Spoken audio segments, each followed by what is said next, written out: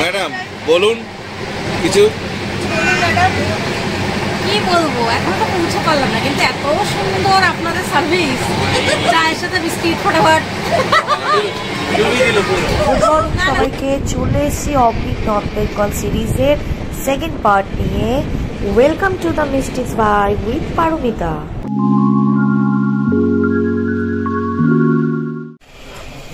Hello and good morning সবাইকে। এখন 7:43, Kishanganj just ছাড়লাম আমরা, আর এখন হচ্ছে আমাদের টি টাইম। এই চাই বলে চাই বলে চাই চাই চাই চাই। ঘুরতে গিয়ে ট্রেনে এই ব্যাকগ্রাউন্ড মিউজিকটা না শুনলে কিন্তু মনটা ঠিক ভালো লাগে না, তাই না? তো আমরা ডাইজেস্টিক বিস্কিটের সাথে চা নিয়ে বসে পড়লাম। ম্যাডাম বলুন কিছু। কি বলবো, এখন তো পৌঁছে পারলাম না, কিন্তু এত সুন্দর আপনাদের সার্ভিস, চায়ের সাথে বিস্কিট ফটাফট। না না,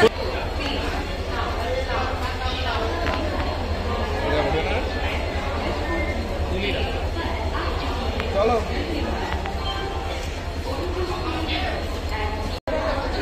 9টা বাজে, আমরা এখন এনজিপিতে নেমে গেছি।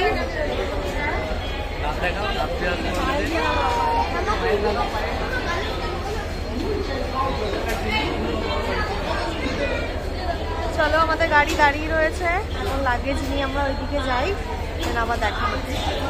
এনজিপির সমতল ভূমির বুক চিরে শীতলতার খোঁজে আমরা দ্রুতই ছুটে চললাম পাহাড়ের উদ্দেশ্যে। আমি আর রনি কিন্তু দুজনেই ঘুরতে খুবই ভালোবাসি, সমতল ভূমি হোক কিংবা সমুদ্র বা জঙ্গল, কেন জানি না সবকিছুর সৌন্দর্যকেই বারবার ছাপিয়ে যায় এই পাহাড়ের সৌন্দর্য।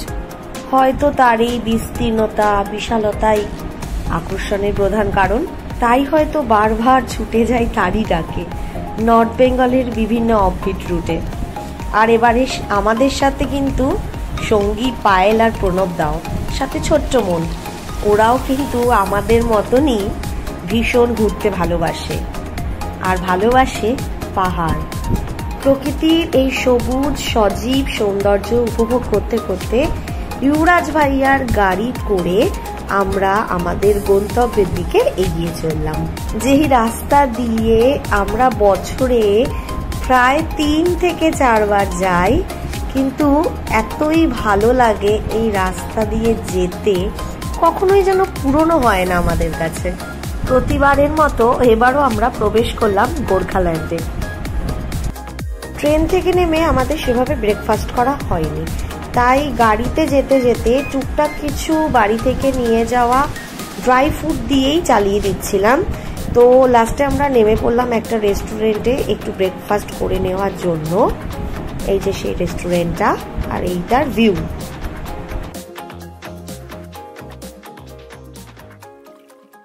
আমরা এখন এই রেস্টুরেন্টটা এসেছি, ঘুম ফ্যামিলি রেস্টুরেন্ট।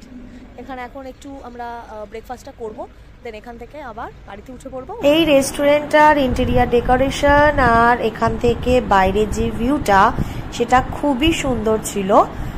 আমরা ব্রেকফাস্টে 2 প্লেট স্টিমড মোমো অর্ডার করে নিয়েছিলাম, কিন্তু আমার যেটা মনে হলো এখানকার খাবারের দামটা, এটা আমার কাছে অনেকটাই বেশি মনে হলো, কারণ পাহাড়ে মোমোর দাম কম হওয়া উচিত, আর এখানে 1 প্লেট স্টিমড মোমো 150 নিয়েছিল। ব্রেকফাস্ট শেষ করে একটু ফ্রেশ হয়ে নিয়ে আমরা আবারও গাড়িতে উঠে পড়লাম, চলতে শুরু করলাম পাহাড়ের গা বেয়ে তার আঁকাবাঁকা পথ ধরে আমাদের নির্দিষ্ট গন্তব্যের দিকে। ও হ্যাঁ, ভুলেই তো গেছি নির্দিষ্ট গন্তব্যের নামটা বলতে। আমাদের এবারের অফবিট রুট হচ্ছে দাওয়াই পানি, নর্থ বেঙ্গলের সবচেয়ে সুন্দর জায়গা, আমার তো তাই মনে হয়। যদিও আমার আর অনির এটা সেকেন্ড ট্রিপ অফ দাওয়াই পানি, আর পায়েল প্রণবদার আমাদের সাথে first trip of north Bengal. যেতে যেতে টয় ট্রেনের দেখা না পেলেও কার্শিয়াং স্টেশনে টয় ট্রেন কিন্তু উকি মেরে আমাদের দেখা সেই দিয়েই দিল। মার্গারেট ডেকে চা খাওয়াটা এবারেও কিন্তু বাকি থেকে গেল, হয়তো সামনের বার সেটা পূরণ হবে, তাই এই আশা নিয়েই আবারও চলে আসব আমরা নর্থ বেঙ্গল। দাওয়াইপানি একটা ছোট্ট গ্রাম, এখানে অনেকগুলো হোমস্টে আছে, কিন্তু আমরা গতবার যেটায় ছিলাম, যেটা আমাদের সবচেয়ে বেশি মন কেড়ে নিয়েছিল, সেখানকার ব্যবহার, খাবার দাবার, সেখানে আশেপাশের প্রকৃতির সৌন্দর্য, সেটা হচ্ছে আড্ডাহাট। আড্ডাহাট দাওয়াইপানির সবচেয়ে উঁচু একটা হোমস্টে। আড্ডাহাট হোমস্টেটির লিঙ্ক আর বাকি সমস্ত ডিটেলস আমি আমার ডেসক্রিপশন বক্সে দিয়ে দেব, আপনারা চাইলে সেখান থেকে চেক করে নিতে পারবেন। দাওয়াইপানি গ্রামটার নামটা বড়ই অদ্ভুত, তাই না? গ্রামের নাম দাওয়াইপানি কেন হলো সেটার গল্প না হয় আপকামিং ভিডিওতেই বলবো। এই যে আমরা চলে এসেছি দাওয়াইপানির আড্ডাহাট হোমস্টেতে। গাড়ি থেকে নেমে কিন্তু আমাদের বেশ অনেকটা উপরে হেঁটে উঠতে হবে। এবার ফাইনালি আমরা ডেস্টিনেশনে পৌঁছে গেছি। এই যে আড্ডাহাট, দারুণ দারুণ ওয়েদার, মানে মন প্রাণ সব ঠান্ডা হয়ে গেছে। আমাদের কলকাতার যা গরম, এখানে সেই জিনিসটা পুরো ভুলে গেছি, এত আরাম।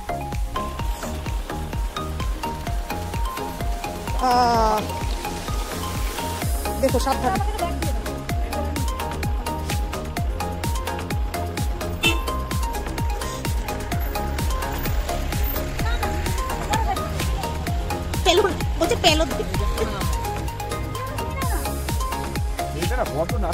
সত্যি আস্তে আস্তে ওঠো, দেখে ওঠো বাবা, টুপিটা খুলিস না।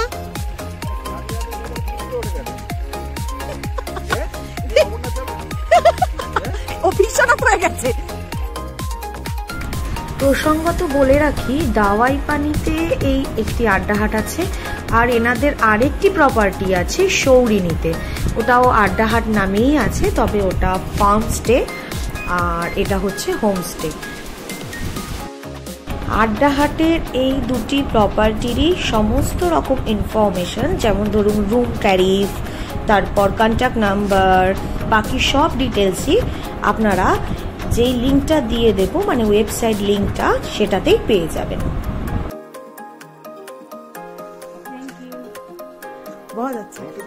না, তোমারটা দেওয়া হয়নি।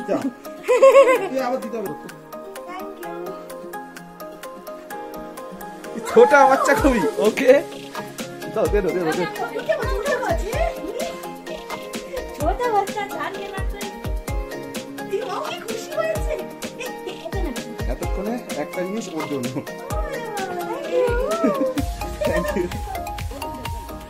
দাওয়াইপানির এই আড্ডাহাটের হোমস্টেতে 3টে রুম আছে। আমরা 3rd রুমটা নিয়েছিলাম। উপরে উঠে গিয়ে একদম লাস্টের রুমটা। রুমের ভিডিও আর ডিটেলসটা তোমরা আপকামিং ব্লগে পেয়ে যাবে। এটা হচ্ছে আড্ডাহাটের ব্রেকফাস্ট আর লাঞ্চ করার জায়গা, আর ডিনারটা এনারা মোটামুটি ঘরেই দিয়ে দেন। ও, এটা একটা গিটার আছে, বাহ।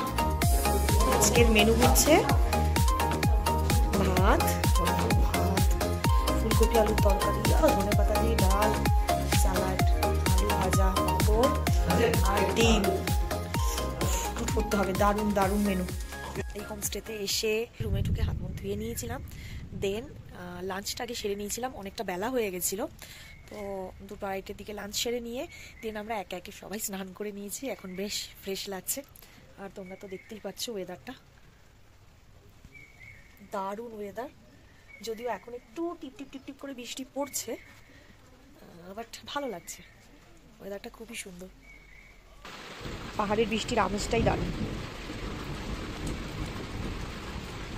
পাহাড়ের বুকে সন্ধেটা খুব তাড়াতাড়ি নামে, আর এই অন্ধকারটা আমার আবার খুব পছন্দের।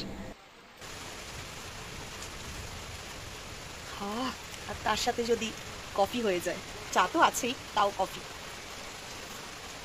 আমরা পায়েলরা ভীষণভাবে একটু চা খোর, খুব খুব চা কফি এসব ভালোবাসি খেতে, আর এইরকম যদি ওয়েদার হয় তাহলে তার কোনো কথাই নেই। সন্ধেবেলায় গরম চায়ের সাথে ছিল ধোয়া ওঠা চাউমিন, আর রাত্রে আমরা ডিনারে রুটি আর চিলি চিকেন খেয়েছিলাম। মেঘ বৃষ্টির পাহাড়ের এই সৌন্দর্য দেখতে দেখতে প্রথম দিনটা বেশ ভালোই কাটলো। ভিডিওটা ভালো লেগে থাকলে লাইক, শেয়ার অ্যান্ড সাবস্ক্রাইব করে দিও, আর তোমাদের ভ্যালুয়েবল কমেন্টও জানিও। মোটামুটি আমরা সবাই রেডি, এই যে খালি অনিবাদে এখনো স্নান হয়নি, রেডি হয়নি, কিচ্ছু হয়নি। আমরা ব্রেকফাস্ট করতে এসেছি। পায়েলকে কিন্তু সুন্দর লাগছে। ব্রেকফাস্ট করে আর পাত্তা পাবে না বাকি দুটো। আর আমার ছেলে তো হিরো, কোনো ব্যাপার নেই। হিরো, কিন্তু হিরো এখনো রেডি হয়নি ঠিক করে।